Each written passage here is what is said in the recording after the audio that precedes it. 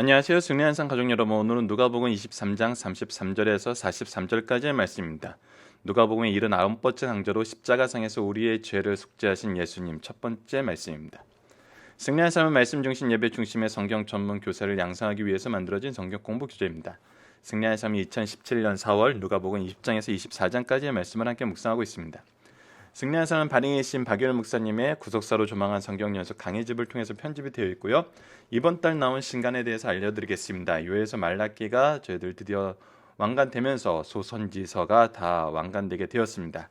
앞으로 이제 창세기와 구약의 정말 많은 책들이 아직 남아있는데 이 부분에 박유일 목사님이 끝까지 집필할 수 있도록 저희들 강성성경연구원을 통해서 함께 이 일에 동참해 주시고 기도해 주시길 부탁드리겠습니다. 저희들 주일날 업로드되는 누가복음 위크스터디에서는 전체적인 구조를 통해서 전체 내용을 살펴보고 있고요.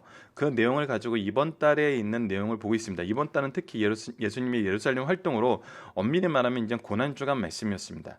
고난주간 말씀의 지금 이제 마지막 부분을 우리가 살펴보게 됩니다. 이번 주와 다음 주 초반까지 이 고난주간 마지막 부분을 살펴보고 저희들 이제 예수님이 부활 후에 무엇을 하셨나? 부활 후에 무엇을 하셨나? 자, 우리가 고난주간을 보내면서 고난주간 말씀을 따로 업로드하면서 그 부분을 나눴었습니다. 그리고 나서 저희들이 누가복음을 통해서는 좀 더 집중하고 싶은 것은 무엇이냐면 고난주간 말씀을 통해서 고난주간 이후의 예수님의 행적을 더더욱 우리가 좀 더 꼼꼼하게 살펴보고 그 예수님이 고난주간 이후에 제자들에게 나타나셔서 하셨던 말씀과 이 고난주간에 일어났던 일들이 바로 또 이 고난주간 이후에 우리에게 전해줄 말씀을 준비하시는 내용이 있었다는 것을 우리가 볼 수 있습니다. 그러니까 하나님의 계획은 정말 굉장히 짜임새 있고 꼼꼼해요. 한 가지가 하나님의 정말 놀라운 구속의 역사 속에서 더 큰 은혜를 위해서 우리를 정말 성화로 이끄시기 위해서 영광 가운데 이끄시기 위해서 정말 디테일하게 준비해 놓으셨던 걸 볼 수 있어요. 특히 오늘 우리가 보게 될 십자가상에서 우리 죄를 속죄하시는 예수님 첫 번째 부분은 아까 구조에서 나눠놨던 것에 총 2개의 내용을 합쳐놓은 건데 무엇을 볼 수 있냐면 바로 구원론을 볼 수 있습니다. 자, 이번 주 우리가 묵상하고 적용하고 싶은 것이 성경은 예수님의 무지하심을 어떻게 증명하고 있나요? 이 무지하신 예수님을 증명해 주는 방법이 바로 재판 과정이었어요. 참 너무 놀랍다고 생각할 수밖에 없는 게 뭐냐면 재판은 그 유래가 어찌 되었건 죄를 구분하기 위해서 만든 거예요. 로마는 이 법치주의였기 때문에 이 재판에 대한 것이 이 로마 시대에 만들어 놓은 이 재판의 틀이 지금 현 시대에도 쓰고 있잖아요. 삼심제라는. 그래서 얼마나 이 죄를 구분하는 것을 중요하게 여기는 것이 바로 이 재판이라는 걸 보여주는데 예수님이 이 재판을 통해서 무지하심이 증명이 되고 이들이 잘못된 재판을 통해서 세상과 유대인이 이스라엘이라고 할까요? 유대인이 어떻게 무지하신 예수님을 죽였는지를 보여줘요. 그렇다면 결국은 이것이 우리가 히브리서의 내용과 연결해서 보면은 무엇이 되냐면 하나님께서 예수 그리스도를 단번에 드린 영원한 제사로 쓰시는데 세상 제도를 준비해서 이런 틀을 만들어 놓고 이 틀 안에서 무엇을 우리에게 보여주냐면 예수님의 무지하심을 보여줬다는 거예요. 그러니까 하나님께서는 예수님의 무지하신 그리고 단번에 드려지는 영원한 제사가 무엇인지를 우리에게 설명하기 위해서 이 시대를 준비했다는 거예요. 로마 시대를. 여러분 이것은 정말 구속사적인 관점으로 세계사를 보면은 하나님의 일하심이 얼마나 디테일한지를 나타내주고 있어요. 자, 그러면 오늘 말씀부터는 여기서 한 걸음 더 들어가게 됩니다. 단번에 드려진 영원한 제사를 통해서 우리가 어떻게 구원받는가, 더 이제 간략하게 소개한다면 구원론을 우리에게 얘기해 주고 있어요. 여러분들, 저는 기독교를 종교라고 부르는 거를 굉장히 반가워하지 않아요. 왜냐하면 종교라는 것은 이 문화적인 산물로 보고 인간의 어떤 필요에 의해서 만들어진 어떤 형상으로 보거든요. 그게 모든 종교를 검토해 보면은 이 주장이 맞아요. 근데 기독교는 그런 현상이 아니었거든요. 먼저 우리에게 주셨던 거거든요. 자, 이것을 근데 세상 사람들한테 얘기할 때 또 지네들만 잘났다 그래, 이런 식으로 받아들여져요. 근데 이게 오늘 말씀에, 특히 오늘 말씀에서 우리가 살펴볼 이 구원론이란 단어에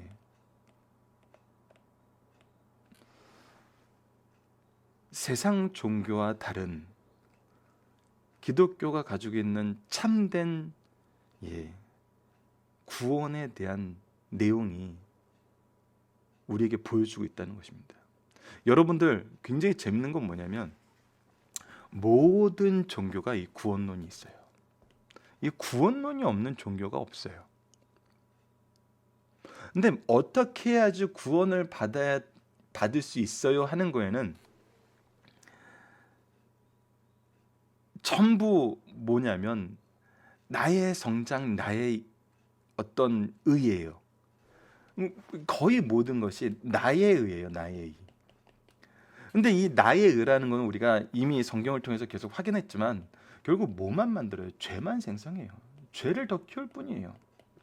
자, 한 예를 들어서 이슬람의 구원론을 봅시다. 이슬람의 구원론에서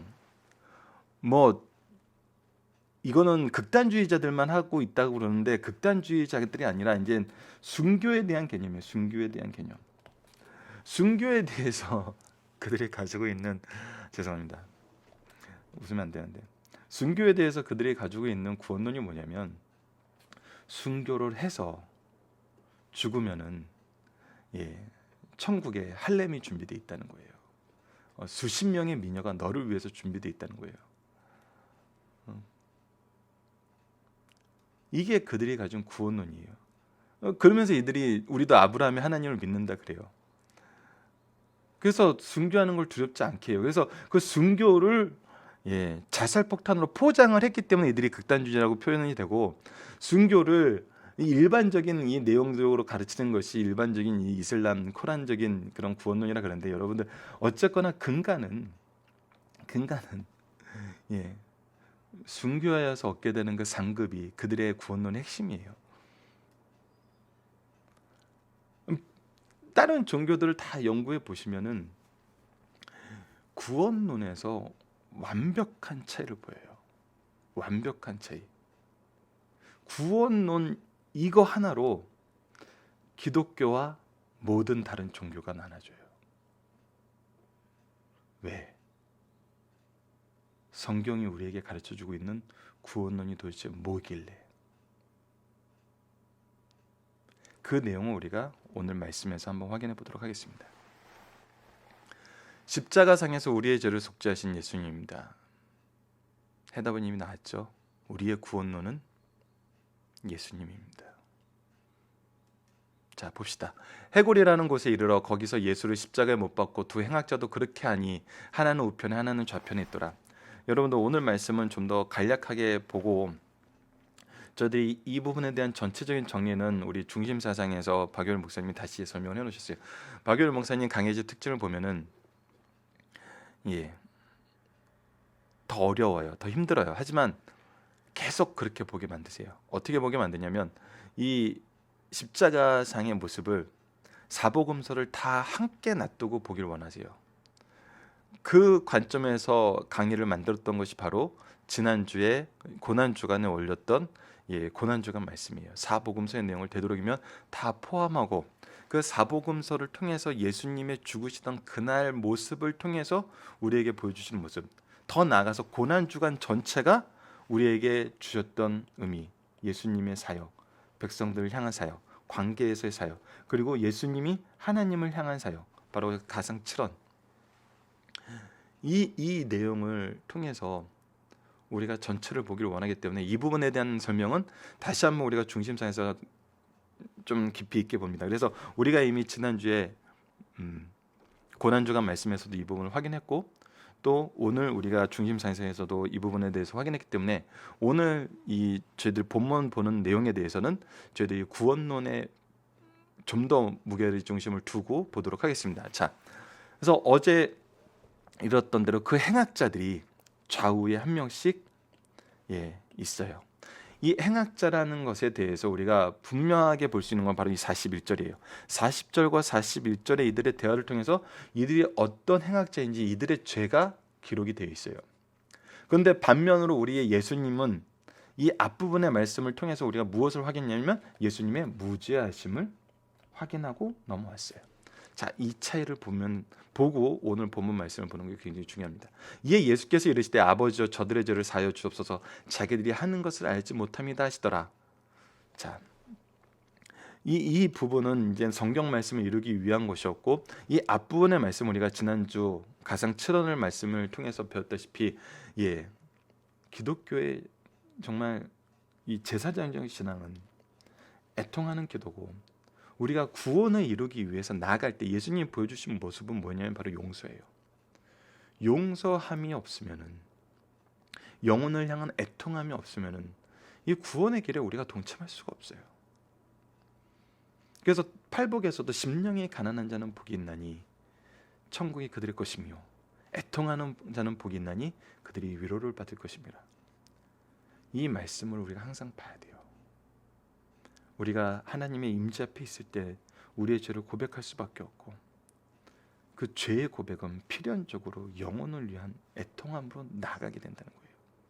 우리 예수님은 죄가 없으세요. 하지만 무엇이 있으세요? 참된 제사장 직분을 가지고 그 제사장적 기도를 마지막에도 놓지 않으세요.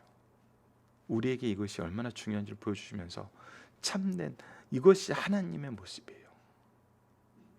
자, 백성은 서서 구경하는데 관리들을 비웃어 이르되 저가 남을 구원하였으니 만일 하나님이 택하신 자 그리스도면 자기도 구원할지라 하고. 자, 이 부분에 대해서 우리가 이 말씀 잘 봐야 됩니다.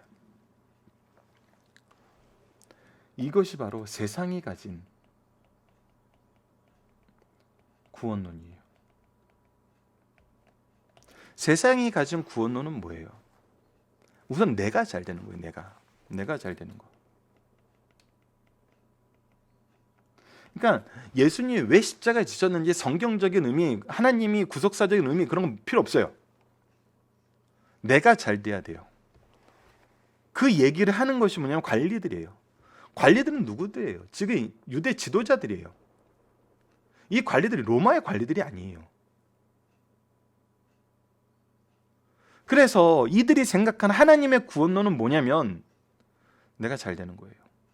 그래서 만일 하나님의 착한 자 그리스도면 자신도 구원할 수 있지 않겠느냐, 이 상황에서 벗어날 수 있지 않겠느냐, 이 사관을 역전시키지 않겠느냐.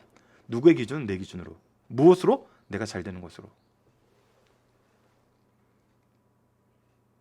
세상의 구원론은 전부 이곳에 포커스가 맞춰져 있습니다.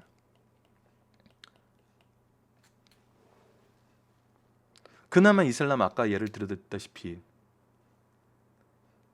네가 잘 되는 거 이 땅에서는 안 돼도 저 천국에서는 네가 원하는 대로 다 될 수 있어. 그 원하는 대로가 뭐야? 이 땅에서 누렸던 그 어떤 권력자가 누렸던 것보다 더 호화롭고 태폐적인 할렘을 만들어주는 남자들을 위한 구원론이죠.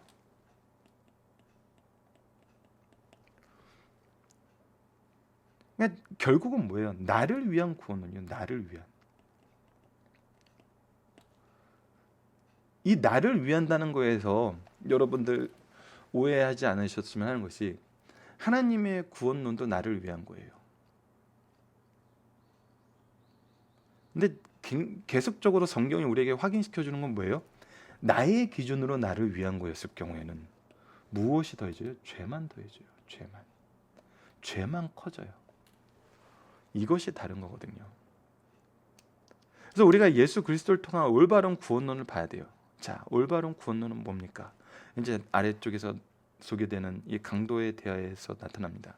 군인들도 회롱하여 나와서 심포도를 주며 이르되 내가 만일 유대인의 왕이면 내가 너를 구원하리라 하더라. 자, 군인들도 마찬가지예요. 세상이 보여주는 것도 마찬가지예요. 유대교가 보여주는 거, 세상이 보여주는 거 다 뭐예요? 나 그러면 얼마나 잘 되는데. 우리에게 물어보는 구원론도 그거예요. 사람들이 종교를 선택할 때 생각하는 구원론도 그런 거라는 거예요. 나 얼마나 잘 될 수 있어? 나 얼마나 내 문제 해결될 수 있어? 여러분들, 왜 순전한 마음을 가진 분들, 특히 겸손한 분들이 영적으로 빨리 예수 그리스도를 받아들이냐면요, 똑같은 질문을 해요. 나 이 괴로움에서, 이 걱정에서, 이 상황에서 어떻게 해야 구원받을 수 있지? 이 괴로움에서 어떻게 해야 내가 벗어날 수 있지? 근데 순진하신 분들, 겸손하신 분들은 이 모든 것을 주님께 의지를 해요. 그래서 주님의 방법을 깨달아가요.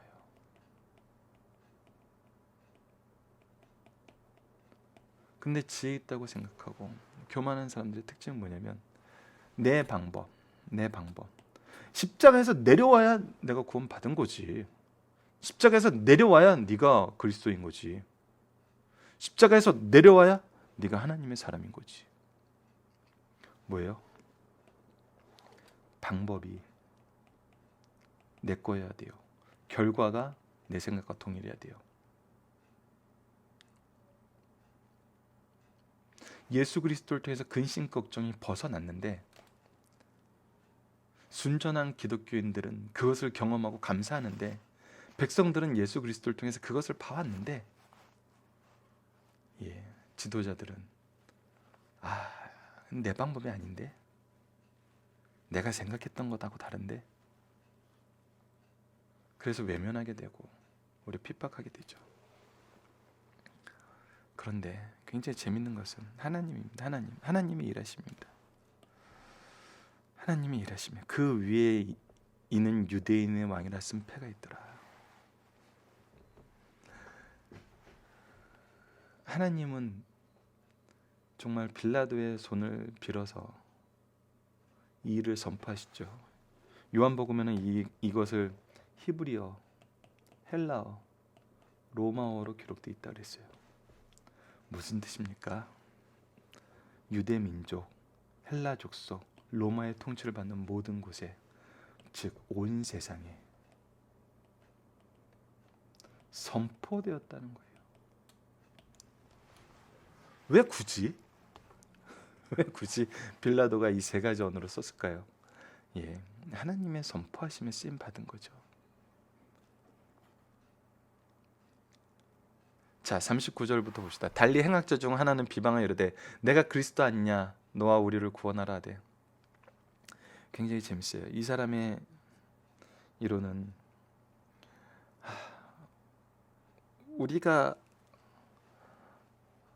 우리가 정말 조심해야 될 부분 중에 하나가 바로 이 39절 말씀입니다. 여러분도 잘 보세요. 우리가 신앙생활 하면서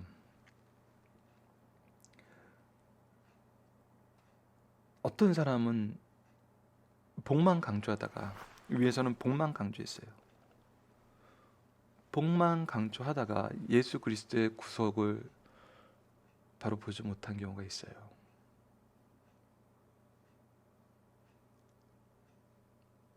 (39절은) 더 불쌍한 경우예요. 세상적으로도 성경적으로도. 오히려 자기가 받는 고난을 통해서 오히려 자기의 의를 드러내고 자기가 의인인 척 행세를 하는 거예요. 이것 또한 자기의예요.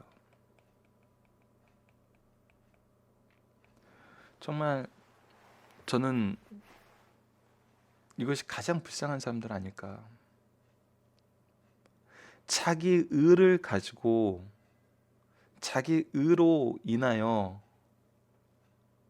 자기가 핍박받고 심판받고 정죄받고 있는데,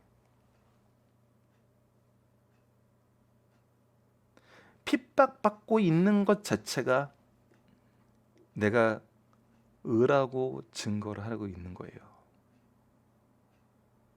달린 해양학자 중 하나는 비방하여 이르되, 왜 너도 이렇게 고난받고 있고 나도 이렇게 똑같이 십자가에 달려 있는데 네가 할 수 있다면 왜 해야지, 왜 안 하고 있어? 너도 구원하고 우리도 구원해. 그게 그리스도잖아.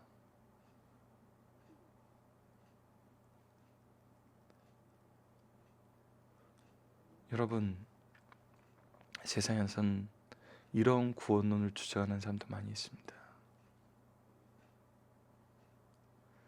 자기의 입신양면만 주장하는 사람들 비난하면서 오히려 자기가 공고한 가운데 있는 것이, 오히려 자기가 어려운 가운데 있는 것이, 그것이 자기 의를 증명한다고 착각하는 사람들이 있어요.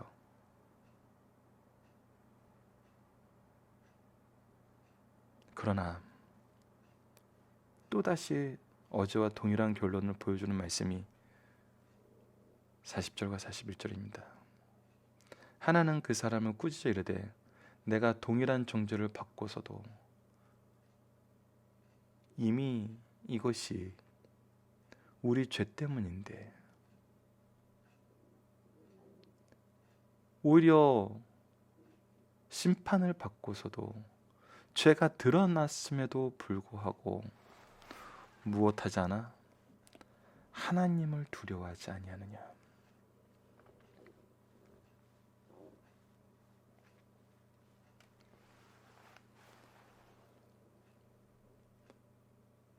참 이 강도를 통해서 고백되는 것은 놀랍습니다. 하나님을 두려워하지 않는 것, 하나님을 두려워하지 않는 것, 이것이 가장 죄악 속에서도 심판받고 있으면서도 깨닫지 못하는 가장 미련한 면이란 거예요.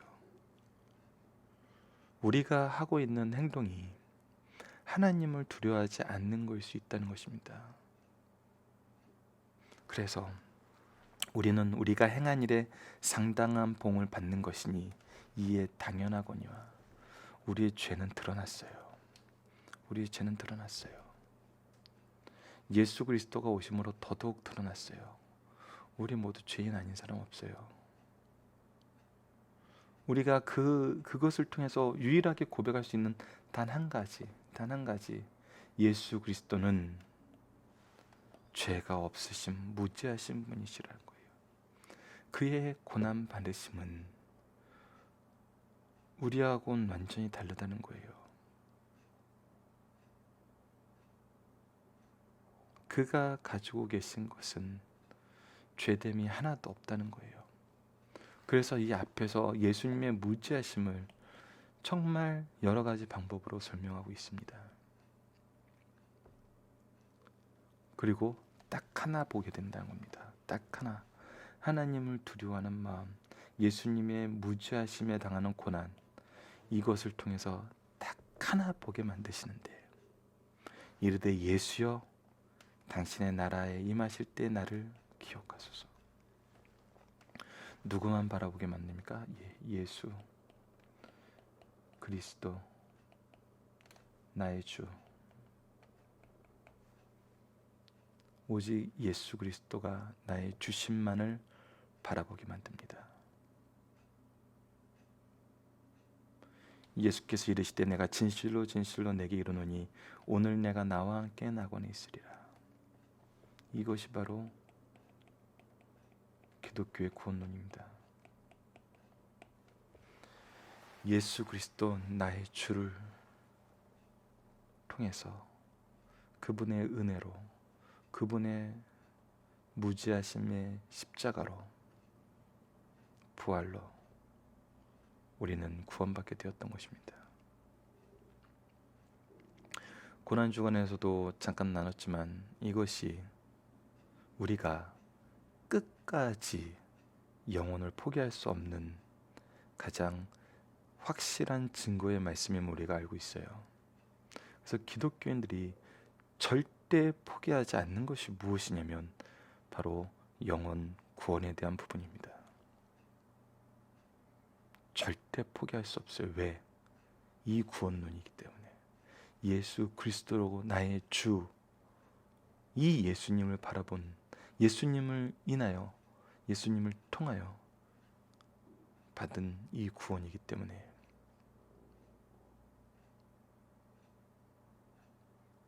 예수님의 무지하심은 필연적으로 예수님이 우리에게 설명하시는 구원론, 하나님이 우리에게 주시고자 하시는 이 구원의 참된 도리를 우리에게 보여주고 우리를 뭐하는 데 쓰시길 원하냐면 바로 이 예수 그리스도를 나의 주로 고백하게 하시는데 나를 쓰신다는 거예요. 그래서 포기함이 없는 겁니다. 영혼의 포기함이 없어요. 이방인의 사도라고 불리는 사도 바울 보세요.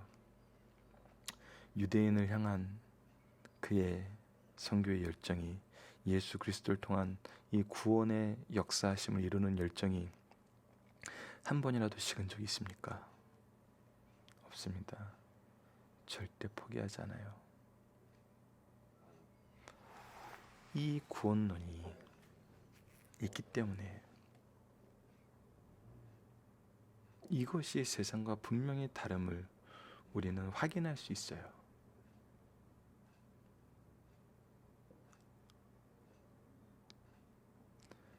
이 부분에 대해서 다른 주장을 하면서 혼란스럽게 하는 것이 이단이고, 이 부분에 대해서 다른 길이 있다고 얘기하는 것이 바로 이방 종교인 거예요. 이 구원론 하나로 기독교는 나눠질 수밖에 없어요. 그러니까 이것은 우리가 나눈 것이 아니에요. One way Jesus, 오직 예수 그리스도밖에 없는 이것 때문에. 근데 세상은 이걸 받아들이지 않는 거예요. 세상은 이걸 싫어하는 거예요. 왜? 내가 원하는 구원론이 아니기 때문에. 근데 그것은 결국 무엇을 만드는 걸 보냐면 죄를 만드는 걸 봤어요. 우리가 정말 이제 역사 관련된 부분의 연구의 결과들을 한번 싹 모아서 기독교 타락의 가장 첨단에 이르렀던 그때도 사실 언제였죠? 바로 이 구원론이 무너졌을 때예요. 예수 그리스도에 의한 구원론이 아니라 면죄부를 통한 구원론을 선전하고 다닐 때, 그때가 기독교의 암흑기였어요. 그러니까 구원론이 무너지면 우리는 영혼은 나락으로 떨어지고 어떤 구원도 받을 수 없어요. 잘못된 구원론으로는 우리를 구원하지 못해요. 우리에게 참된 평화를 주지 못하고 우리에게 참된 안식을 주지 못합니다. 자, 본문 묵상하기를 보도록 하겠습니다. 십자가상에서 첫 말씀 우리에게 어떤 신앙을 가르쳐주나요? 바로 용서의 신앙, 애통하는 신앙을 가르쳐줍니다. 제사장적인 신앙을 가르쳐줬죠. 사람들이 생각하는 구원론은 하나님의 것과 어떻게 다르나요? 자기가 원하는 거예요. 내가 지금 잘 되는 거예요. 강도의 회개와 강구에 예수님 무엇을 선포하시나요? 예수님께서 이 강도의 회개를 통해서 보여주는 이 구원론은 뭐예요? 하나님을 두려워하는 것과 예수 그리스도를 바라보는 거예요. 즉 하나님의 이 구속사를 인정하는 거예요. 그래서 우리의 신앙의 가장 중요한 것이 바로 창조신앙과 구속신앙입니다.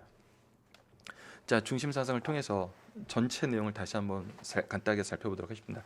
십자가에는 우리의 죄를 대신 감당하신 대속의 십자가요, 죽기까지 낮아짐을 실천해 보이신 겸비의 십자가이며, 하나님과의 수직적 관계와 성도 간의 수평적 관계를 회복시켜 주신 화해의 십자가요, 자기를 부인하고 타인을 위해서 희생하신 헌신의 십자가입니다. 이 십자가에 주님께서 달리시고 죽으신 과정을 살펴봅시다. 골고다 현장에 도착하신 예수님의 모습이 마태복음 27장 33절에 기록되어 있습니다. 그 다음 34절에는 십자가에 달리기 전 쓸개탄 포도주 마치대를 거부하신 모습이 나타나요. 그리고 27장 37절에 마태복음 십자가에 달리실 때 유대인의 왕이라는 죄표와 골고다의 언덕의 새 십자가를 우리에게 보여줘요. 그리고 마태복음 27장 39절로 44절에 오늘 말씀과 동일한 부분의 내용인데 모욕과 회롱을 받으신 예수님이 나타나고 십자가 밑에서 도박을 하는 로마 군인들을 보여줘요. 이건 아까 제비뽑기 했던 것과 동일해요. 27장 35절이에요. 십자가상에서 첫 말씀으로 중보의 간구를 하시는 거예요. 아버지여 저들을 사하여 주옵소서. 바로 이것이 제사장적 신앙이고 우리가 구속을 이루신 예수님을 전하는데 가장 필요한 모습입니다. 두 번째 말씀으로 한편 강도를 구원하신 예수님이 오늘 내가 나와 함께 낙원에 있으리라. 이것은 예수님의 구원론을, 성경이 가르치던 구원론의 압축이에요. 세 번째 말씀으로 예수님께서 효성을 다하시는 예수님의 모습을 보여주고 있습니다. 여자 보소서 아들이니다 보다 내 어머니라. 이것은 정말 하나님이 지켜주신 질서를 예수님께서 정말 끝까지 얼마나 놓지 않고 계셨음을 보여줘요. 우리가 이 세상을 살아야 되는 모습의 정말 대표적인 모습이에요. 십자가에 달리시는 3시간 이상 흑암이 천지를 뒤덮습니다. 흑암이 임하는 4마디 말씀을 하시는데 엘리 엘리 나마 사박다니 하신 말씀이고, 내가 목마르다 하신 말씀이고, 다 이루었다 하신 말씀이고, 내 영혼을 아버지 손에 부탁하나이다 하는 말씀이에요. 여러분들 이 부분은 지난주 업로드했던 가상 7원 말씀을 다시 한번 참조해 주시길 부탁드리겠습니다. 예수님께서 운명하셨고 성전 휘장이 둘러 찢어졌고 형을 집행한 백부장이 그 된 일을 보고 이는 진실로 하나님의 아들이었다고 고백했고, 예수님의 임종을 지켜본 여인들에 대해서 성경은 계속 기록하고 있습니다. 자, 예수님은 율법으로나 율법으로나 무죄하시고 두 번 재판을 통해서 입증되었어요. 이것이 바로 가장 중요한 부분이에요. 이 구원론을 설명하기 위해서, 이 구원론을 복음서를 통해서 우리에게 가르쳐주기 위해서 이 예수님의 무죄하심에 대한 기록이 굉장히 디테일하게 나와 있는 거예요. 괜히 나와 있는 것이 아니에요. 예수님의 죽으심은 외형적으로는 빌라도, 대제사장과 서기관들, 가룟 유다의 어리석은 백성들이 악행으로 저질러진 범죄 행위였어요. 그러나 구속사정 입장에서는 하나님의 섭리하에, 하나님의 주권하에 허용된 하나님의 공의로운 사역이었어요. 하나님의 일하심이었어요. 이것은 부활 후에 굉장히 중요한 의미를 가지고 있습니다. 여러분들 이 내용이 제자들에게 어떤 용기를 주었는지, 제자들은 왜 예수님이 부활하셨음을 다락방에서 발견하고 체험하고 경험하고 나서도 아무런 변화를 갖지 못했어요. 아무런 변화를 갖지 못했어요. 우리 요한복음 21장에 기록된 내용을 보면은 이 일이 있은 후에도 그냥 고기 잡으러 가버렸어요. 그런데 이것을 깨닫는 거거든요. 이것을 깨닫는 거예요.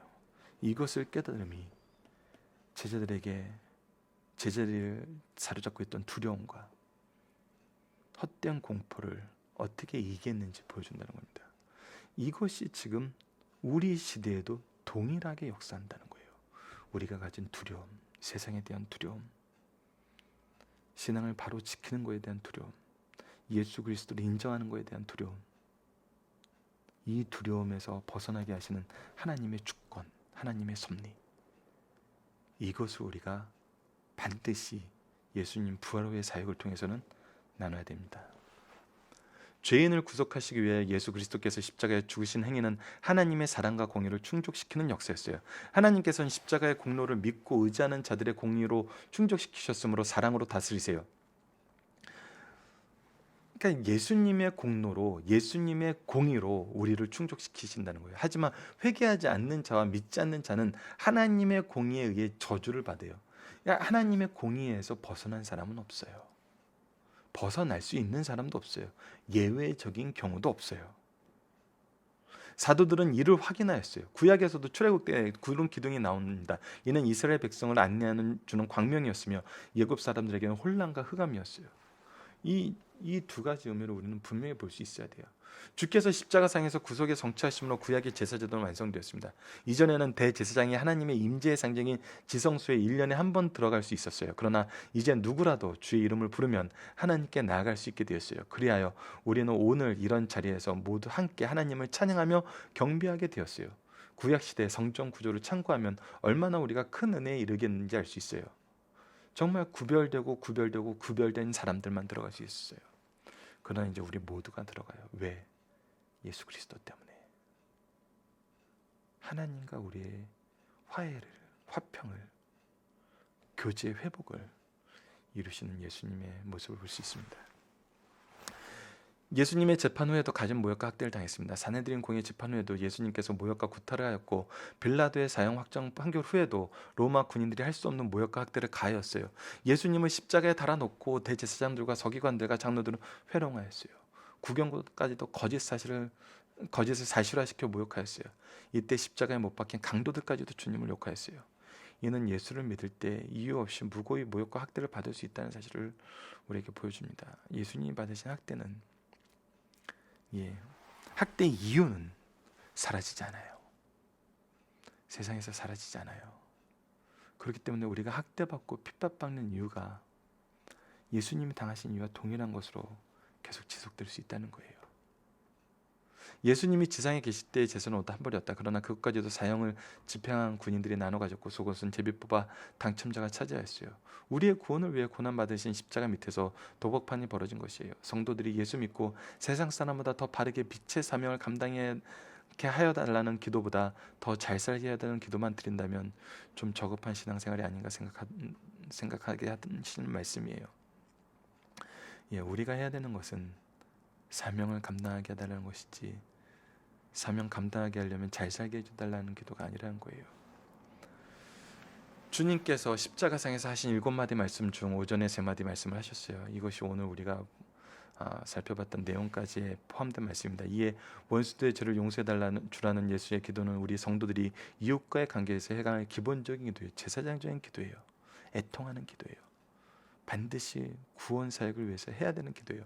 또한 예수님이 강도에게 구원을 선포하신 것은 그 누구라도 어디에서든지 예수만 믿으면 구원받게 된다는 것을 보여주신 것이에요. 그리고 십자가상에서도 어머니께 효성을 다하신 예수님을 통해 그 누구라도, 그 어떤 경우라도 부모님 섬기는 것을 면제받은 사람이 없다는 사실을 가르쳐 주세요. 하나님의 말씀은 충돌함이 없습니다. 내 부모를 공경하라는 말씀이 다른 것으로 인해서, 고르반으로 인해서 피해질 수 없어요. 이거 예수님이 분명히 선언했어요. 너희들의 법으로 하나님의 법을 폐하는 거예요. 우리는 이 부분을 구분할 수 있어야 돼요. 이 부분을 구분할 수 있는 사람들이 성숙한 신앙인이고 성경을 기초로 한 신앙을 가진 사람이에요. 자, 살펴보기 정답은 여러분 카페를 통해서 확인해 주시고요. 적용하기를 보도록 하겠습니다. 우리의 삶의 마지막 순간 어떤 삶을 살길 바라고 있습니까? 주님이 가시는 길을 통해서 살펴봅시다. 우리가 끝까지 애통하는 제사장적인 신앙을 가지고 영혼 구원에 포기함이 없는 영혼을 포기할 수 없어요. 예수님은 포기하신 적이 없어요.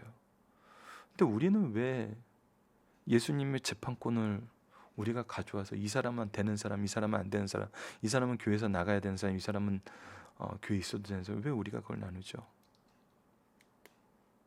이것은 우리가 오늘 본문 말씀을 통해서 또 예수 그리스도를 통해서 우리에게 선포하신 예수 그리스도의 은혜로, 예수 그리스도의 공의와 공로로 의지한 구원론과 다르다는 것을 우리가 분명히 볼 수 있었습니다.